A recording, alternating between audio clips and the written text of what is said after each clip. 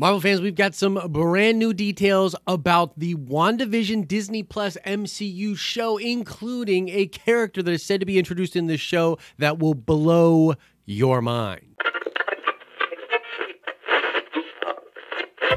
What's up, everybody? It's Josh. Use those chaos magic powers of yours to smash that like button. Let's get into this video. Oh, and I do want to remind everybody that's watching this video that we are working behind the scenes to set up our big trivia contest where you can participate, be on a stream with us, and possibly win big prizes. And we will talk about more info on that at the end of this video. Okay, so spoiler warning, and also take this with a grain of salt. This is coming from that same person we've been talking about here on the channel for a couple of videos now. And this is a person claiming to be an editor that works at Marvel Studios. This is user Long Figure from Reddit, and this person refuses to verify themselves with the moderators over at Marvel Studios. Spoilers. So look, here's what's going to happen. We're either going to know that this person is full of crap or not very, very soon. Once we see a little bit of Falcon and the Winter Soldier, we'll be able to say, oh wow, some of this stuff did show up in the series, meaning, yeah, this person is likely correct about this stuff. And in fact, we've recently covered a video about this person's leaks about Falcon and the Winter Soldier. You can click up here to check that video out if you would like. So take it with a grain of salt, but we're going to get into these leaks, talk about the crazy things that are happening in WandaVision. Okay, so this is really interesting. It says here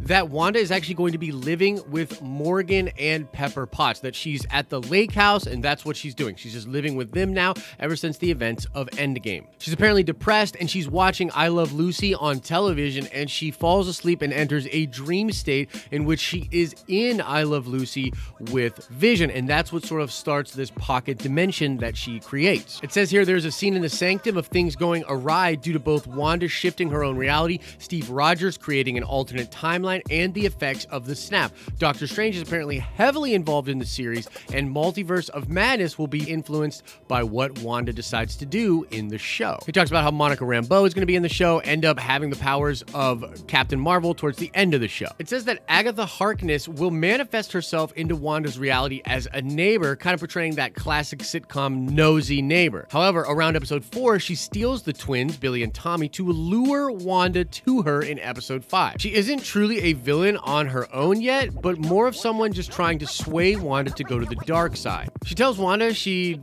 just be helping people, but really she's just trying to get Wanda to create a mass societal illusion. She isn't killed off at the end of the series, but Strange and Monica sway Wanda away from this idea for now. So apparently Doctor Strange is going to tell Wanda that she has to close this reality that she's doing because it's affecting the multiverse as a whole very badly. They do rescue the children from the multiverse, and they are essentially taken to Carmartage and trained with the rest of the sorcerers. Very interesting, especially for the Wiccan character. And then this last bit here is the craziest freaking part of the whole deal. So this person is claiming that every Disney Plus show will introduce either new characters or a new team. And apparently here, what's going to happen is the character of Ironheart, a college student who is contacted by Strange to finish up an old friend's work. And apparently Ironheart is going to help revive Vision outside of Wanda's alternate reality in the final episode's post-credit scene. Okay, so let's now talk about these different things, sort of speculate about what I think about them, how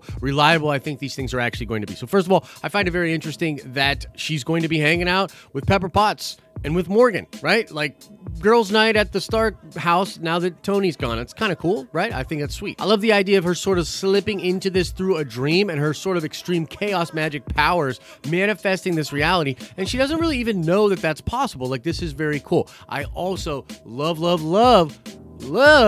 how involved Doctor Strange is going to be, and I love the idea of at the Sanctum him dealing with all these crazy problems that are going on in the multiverse due to all the different things. Now, of course, Wanda creating her own reality is going to be a part of the problem, but Steve creating a new timeline and going, you know, to be with Peggy creates a problem. All the events of Endgame, both snaps, create a problem in the multiverse. And this is something I've been talking to you guys a lot about. I truly believe Doctor Strange will be the one to realize there's this great cosmic multiversal type threat, very similar to what was going on in the Time Runs Out comic book run leading up to the Jonathan Hickman Secret Wars. Now, we have heard that the twins are going to be pulled out of this show, that they are indeed going to be created in this alternate reality, but then brought into our mainstream reality. And it does look like that's what's going to be happening in the show. I don't necessarily understand why they need to be separated from Wanda. Maybe Wanda is still on edge, still crazy. Maybe she can't be trusted, and to keep the kids safe, they're going to go train at a Carmartage. But either way, I just find that a little bit odd that she's not going to be actually with her kids. But I love the idea of Wiccan and Speed being trained and raised in Carmartage with all of these sorcerers. That is some dope Marvel stuff. Now, Ironheart being introduced is very, very interesting. A person that's a college student able to help out with recreating Vision, sort of doing what Shuri was doing, or something that maybe even Tony Stark was working on, right? So that's really interesting, and I'm kind of interested on how this character is connected to Pepper and to Morgan. Is she also just hanging out at the lake house, and what's the deal with her working on Tony's stuff? How is that all going to be introduced? Is she actually going to be Ironheart with a full set of armor moving forward? How is all of that going to play out? I don't know, but I do find it really interesting that they would introduce Ironheart at the end of WandaVision. On the one hand, it seems like a little strange. It's like, well, that doesn't really have much to do with the other thing, but it kind of does. I mean, you know, putting her in the end of this series, helping to establish Vision back into the MCU would be a really cool thing for the characters to appreciate of this other character, and also us as fans. Like, if the first thing that Ironheart does in the MCU is gives us Vision back, that's setting her up in a way better way than they even did in the comics as far as the fan base is concerned, because I know there are a lot of people out there not super fond of the Ironheart character. I totally get you. I've not read much of her in the comics. I wasn't crazy about what I did read, but I'm always open to a new interpretation of that, and I really trust the MCU to really do a better job with a character like that. So again, we're gonna have to take this with a big grain of salt. We will probably know relatively soon how reliable Long Figure is as a scooper. I actually think a lot of his stuff sounds very reasonable, but it's one of those things that's really hard to tell.